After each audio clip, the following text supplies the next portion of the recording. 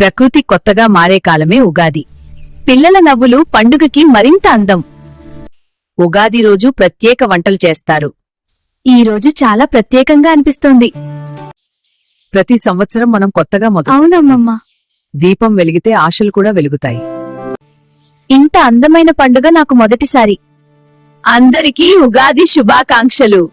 అమ్మా, కొత్త ఉదయం మొదలైంది. ప్రకృతి కూడా కొత్తగా కనిపిస్తోంది. ఉగాది రోజున ఇల్లు శుభ్రం చేస్తారు. శుభ్రత అంటే శుభం. ఇవాళ ఇంటంతా పూల సువాసన. రంగవల్లి అంటే ఆనందానికి ఆహ్వానం.